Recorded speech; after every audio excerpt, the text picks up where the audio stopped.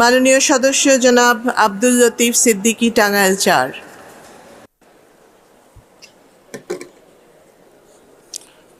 মাননীয় স্পিকার, আপনাকে ধন্যবাদ। বহু ঘটনার মধ্য দিয়ে আমি এই মহান সংসদে উপস্থিত হয়েছি। আমি প্রথমেই স্পষ্ট করে বলতে চাই এবং বলার আগে আপনার একটি অনুমতি আমার প্রয়োজন। এই সংসদে আমি সাধারণত মৌখিক বক্তৃতা করেছি। আজকে একটি গুরুত্বপূর্ণ সিদ্ধান্ত বিধায় আমি একটি লিখিত বক্তৃতা নিয়ে এসেছি। আপনি যদি আমাকে অনুমতি দেন তাহলে আমি সেটি পাঠ করব। জি, পড়ুন মাননীয় সদস্য। মাননীয় স্পিকার, প্রথমেই বলে নেই, আমি মুসলমান, আমি বাঙালি, আমি আওয়ামী লীগার। এই পরিচয় মুছে দেওয়ার মতো কোনো শক্তি পৃথিবীর কারো নেই, কারণ এ আমার চেতনা, আমার জীবনভেদ, প্রাণের রসদ, চলার সুনির্দিষ্ট পথ। যে যাই বলুন, প্রচার করুন, সিদ্ধান্ত নিন, এর ব্যতিক্রম কিছু ঘটবে না। আমি মানুষ বলেই আমার ভুল ভ্রান্তি আছে, ত্রুটি আছে, কিন্তু মনুষ্যত্বের স্খলন নেই, মানবতার প্রতি বিশ্বাস হারাই না, যত বড় আঘাতই আসুক ধৈর্য হারা হই না। আমি বিশ্বাস করি আধার মানেই আলোর হাতছানি। রাষ্ট্র নিপীড়ন করলো, আমি ধৈর্য ও সহনশীলতার সঙ্গে মেনে নিয়ে তা মোকাবেলা করলাম। মাননীয় স্পিকার, আমি অভিযোগের টুকরি মাথায় নিয়ে সংসদে দাঁড়াইনি। ভালোবাসার মহিমা বিতরণ করতে সৌহার্দ্য আর প্রীতি ভালোবাসার মালা সাজিয়ে নিয়ে এসেছি। আমি সবসময় অস্পষ্টতা ও ধূসরতা বিরোধী, শঠতা, কপটতা, স্বার্থপরতা, সুযোগ সুবিধার পথ হাঁটাকে অপছন্দ করি। জীবন উৎসর্গ করেছিলাম মানুষ, সমাজ, রাষ্ট্র, মানবতার সেবায়। নিজের জন্য ভারী ভারী পদ পদবি করায়ত্ত করতে নয়, আর পদ পদবীর জন্য নিজের চারিত্র বৈশিষ্ট্য কলুষিত ও কালিমালিপ্ত করা আমার স্বভাব বিরুদ্ধ। কুহকের পথ আমার নয়, আলোর পথের যাত্রী আমি। মানুষকে আলোর পথে চালিত করাই আমার জীবন ধর্ম। মাননীয় স্পিকার, অসাম্প্রদায়িক ইহজাগতিক গণতান্ত্রিক মূল্যবোধ দ্বারা আমার মনন গঠিত ও বিকশিত এবং প্রতিনিয়ত এর চর্চা ও অনুশীলন করি। অমানুষ নই, প্রথম আমি মানুষ। মনুষ্যত্ব, মানবতার চর্চা অনুশীলন করতে গিয়ে নিজের ভিতরে অনেকগুলি কুঠুরি নির্মাণ করেছি। মানুষ ও মনুষ্যত্বের অনুশীলনে বিভিন্ন সময় বিভিন্ন কুঠুরিতে প্রবেশ করি। সেই কুঠুরির একটা আমার ধর্ম কুঠুরি। সেখানে আমি সাচ্চা মুসলমান। ধর্মীয় জীবন একান্তই আমার জীবন। এই জীবনধারা নিয়ে জনবাহবা বা নিন্দা কোনোটাতেই কুণ্ঠিত, বিব্রত, ভীত সন্ত্রস্ত হই না। নিজের কাছে নিজেই জবাবদিহি করে সন্তুষ্ট। জীবনের শেষ প্রান্তে এসে আমার ধর্মকুঠুরির ভাব জগৎ নিয়ে সমষ্টিতে আলোড়ন আন্দোলন দেখা দিয়েছে। সমষ্টি আমাকে ত্যায্য ও ব্রাত্য করেছে। যেভাবেই ভাবা যাক, রাজনীতি সামষ্টিক, কোনো ক্রমেই ব্যষ্টিক বা স্বতন্ত্র অবস্থান স্বীকার করে না, কারণ রাজনীতি মানব কল্যাণের একটা প্রকৃষ্ট উপায়, কোনো বিচ্ছিন্ন উপায় নয়। অন্যদিকে ব্যক্তি জীবন একান্তই ব্যক্তির, এখানে সমষ্টির প্রবেশ নিষিদ্ধ, ব্যক্তি এখানে সব কিছু। আমাকে ষড়যন্ত্রকারী, প্রতিশোধপরায়ণ, ধর্মদ্রোহী, গণদুশমন ও শয়তানের রিপ্রেজেন্টেটিভ এহেন ঘৃণার পাত্র সাজাতে সবশেষে ধর্মকে প্রতিপক্ষ হিসেবে দাঁড় করিয়ে দেয়। আমি স্পষ্ট করে দৃঢ় চিত্তে বলতে চাই, আমি ধর্ম বিরোধী নই, আমি ধর্ম অনুরাগী, একনিষ্ঠ সাচ্চা মুসলমান। আমি বলতে সাহস পাই, ধর্মীয় অনুশাসন নামে যে সকল গর্হিত কাজ ধর্মান্ধ, ধর্ম ব্যাপারী ও মৌলবাদী জনগোষ্ঠী যান্ত্রিকভাবে স্বীয় স্বার্থ চরিতার্থ করতে তৎপর, তাদের বিরুদ্ধে শান্তির ধর্ম, ন্যায়ের ধর্ম, সত্যের ধর্ম, অন্ধকার থেকে আলোর পথের দিশার ধর্ম, ইসলামের সঠিক তাৎপর্যকে ঊর্ধ্বে তুলে ধরতে অম্লান থাকবে আমার পথ চলা। মাননীয় স্পিকার, আমার এই মনোভঙ্গির ও ভাবজগতের প্রকাশ ও প্রচার নিয়ে যতই ষড়যন্ত্র হোক, যত মিথ্যাচার হোক, যত আঘাত প্রতিঘাত আসুক, রাজনৈতিক সংগ্রাম বঙ্গবন্ধুর নেতৃত্বে আস্থা রেখে যেমন মোকাবেলা করেছি, বর্তমানেও এর ব্যত্যয় ঘটবে না। আমি মনে করি হজ প্রতিপালন ধর্মীয় অনুশাসনের মধ্যে অন্যতম ফরজ। এই ফরজ পালনেও আরও কতকগুলো অবশ্য পালনীয় ধর্মীয় অনুশাসন প্রতিপালন করে মাত্র একবারই করার কথা, যা আমি নিজেও করেছি।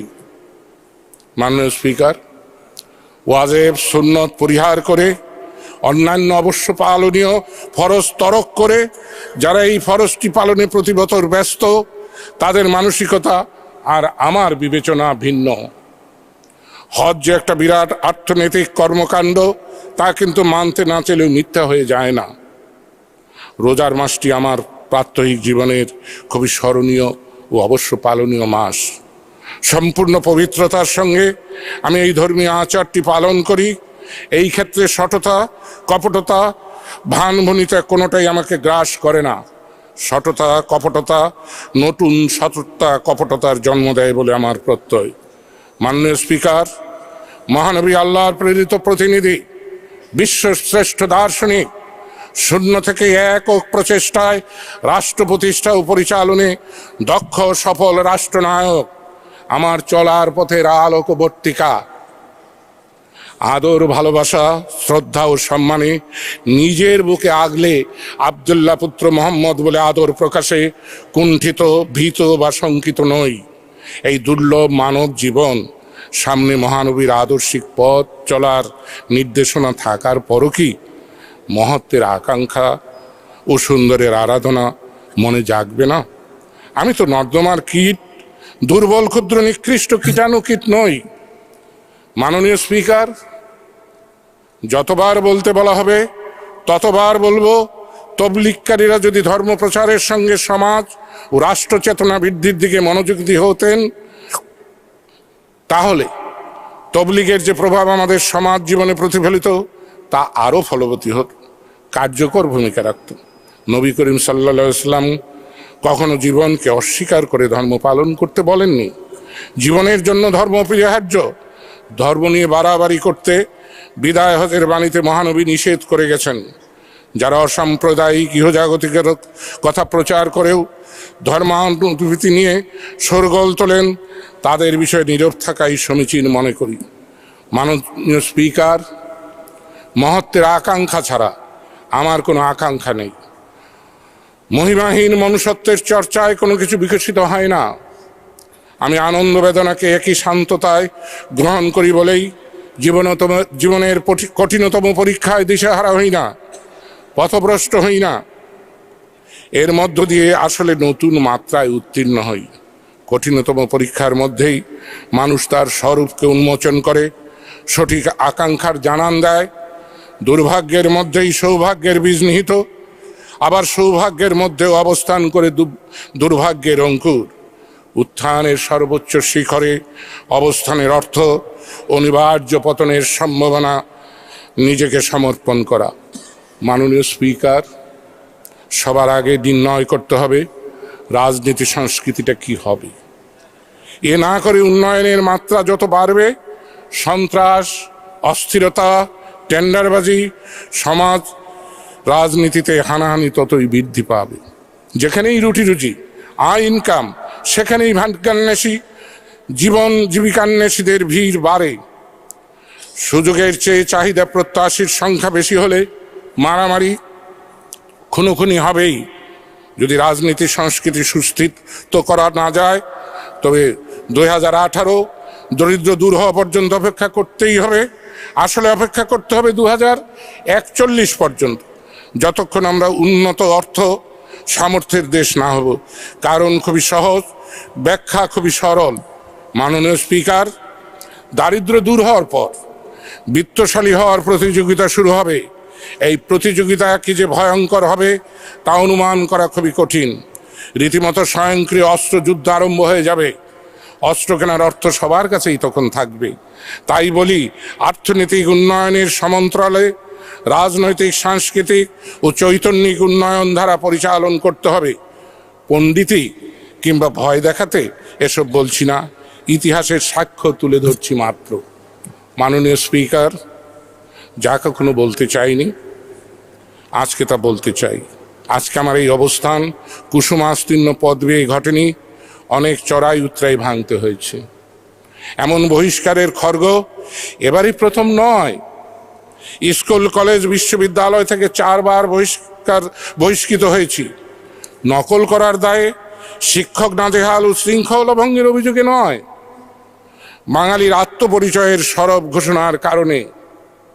দল থেকে অতীতে 2 বার এই বহিষ্কারের খড়গের ক্রোশ আমার গর্দানে পড়েছে। দলীয় শৃঙ্খলা ভঙ্গ বা দুর্নীতিতে আকুণ্ঠ নিমজ্জনের অভিযোগে নয়, দলীয় কর্মকাণ্ড দুর্বল নেতৃত্বের বিরুদ্ধে রুখে দাঁড়িয়েছি বলে। মাননীয় স্পিকার, এবারও কিন্তু ধর্মনিরপেক্ষ, সাম্প্রদায়িক, ইহজাগতিক মনোভাব প্রকাশের কারণেই আমাকে দল থেকে বহিষ্কার, মন্ত্রিসভা থেকে অপসারণ, প্রেসিডিয়াম সদস্যপদ হরণ করা হয়েছে।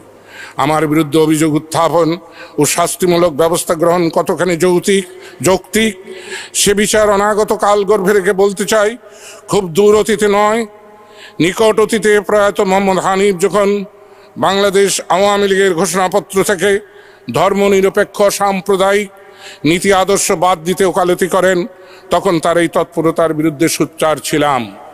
মাননীয় স্পিকার, তখন ধর্মানুভূতিতে আঘাতে অভিযোগ ওঠেনি, কারণ দল তখন ক্ষমতায় ছিল না, দলের অবস্থা এমন রমরমা ছিল না। হতাশাগ্রস্ত দল ছুটরা তখন আওয়ামী লীগ দলের নেতৃত্ব কক্ষিগত করলেও এত বলবান ছিল না। নিজ দল ত্যাগ করে কোনো রাজনৈতিক কর্মী যখন ক্ষমতাবাদী দলে যোগ দেয়, তখন সে ক্ষমতা ছাড়া আর কি চাইতে পারে? আর সেই চাওয়াতে কোনো দোষ দেখি না। ক্ষমতা করায়ত্ত করার জন্যই তো দল ত্যাগ, আদর্শ ত্যাগ, নীতির জলাঞ্জলি। মাননীয় স্পিকার, আমার যত আপত্তি তা হলো সংবিধানের ৬৬ অনুচ্ছেদের ৪ দফা উল্লেখ করে বাংলাদেশ নির্বাচন কমিশনে মাননীয় স্পিকারের চিঠিটি সম্পর্কে। মাননীয় স্পিকার, ৬৬ অনুচ্ছেদের ৪ দফায় বর্ণিত নির্দেশনা হলো কোনো ব্যক্তির সংসদ সদস্য প্রার্থী হওয়ার যোগ্যতা ও থাকার বিষয়। এক্ষেত্রে ৬৬ অনুচ্ছেদের ২ দফা এবং সংসদের ৭০ অনুচ্ছেদের নির্দেশনার ব্যাপারটি স্পষ্ট। এই স্পষ্ট বিষয়টি মাননীয় স্পিকার আপনার বরাতে ধূসর হয়ে গেছে। আমি বিবেচনা করি এই চিঠিতে সংসদের সার্বভৌমত্ব ক্ষুণ্ণ সংবিধানের অপব্যাখ্যা হয়েছে। মাননীয় স্পিকার, বিনা শুনানিতে এভাবে সংসদ সদস্যের আসন বিষয়ে সিদ্ধান্ত নেওয়ার ব্যাপারে নির্বাচন কমিশনকে চিঠি দেওয়া যথাযথ কিনা সে প্রশ্ন থেকেই যাচ্ছে। আমি আর কথা বাড়াতে চাই না। আপনি আমাকে সময় দিয়েছেন, বিদায় বেলায় শুধু কথা বলতে চাই, আমি মানুষের জন্য রাজনীতি করেছি, মানুষকে ভালোবেসেছি, বঙ্গবন্ধুর পদমূলে বসে মানব কল্যাণের শপথ নিয়েছিলাম। বঙ্গবন্ধু কন্যার নেতৃত্বে আমি অনেক চড়াই উতরাই পেরিয়েছি। আজকে আমার সমাপ্তি দিন। এই দিনে আমি কারোর বিরুদ্ধে কোনো বিদ্বেষ, অভিমান, অভিযোগ আনছি না। দেশবাসী আমার আচরণে যদি কোনো দুঃখ পেয়ে থাকেন, আমি নত মস্তকে তাদের কাছে ক্ষমা চাচ্ছি। আমি মানুষের ভালোবাসাকেই আমার শ্রেষ্ঠ মূলধন মনে করি।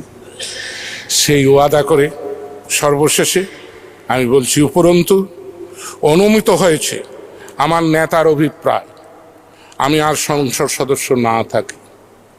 কর্মী হিসেবে নিয়ত নেতার একান্ত অনুগত ছিলাম। বহিষ্কৃত হওয়ার পর তার ব্যত্যয় কিংবা ব্যতিক্রম সমীচীন মনে করি না। ইতিপূর্বে আমার প্রতিবাদ ছিল প্রতিকার পাওয়ার। এখন দ্বিধাহীন কণ্ঠে কারো বিরুদ্ধে কোনো ঘৃণা বিদ্বেষ উগরে না দিয়ে, কোনো অভিযোগ উত্থাপন না করে হৃষ্টচিত্তে বাংলাদেশ জাতীয় সংসদের আসন 133 টাঙ্গাইল 4 সংসদ সদস্য পদ থেকে পদত্যাগ করছি।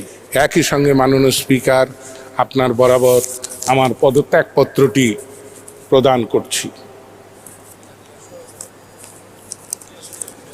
আপনি অনুমতি দিলে আমি পড়েও শোনাতে পারি। তার বোধহয় প্রয়োজন নেই। প্রয়োজন নেই। হ্যাঁ, আপনি আমাকে সময় দিয়েছেন, সেজন্য ধন্যবাদ। পুনরায় ধন্যবাদ। জয় বাংলা, জয় বঙ্গবন্ধু।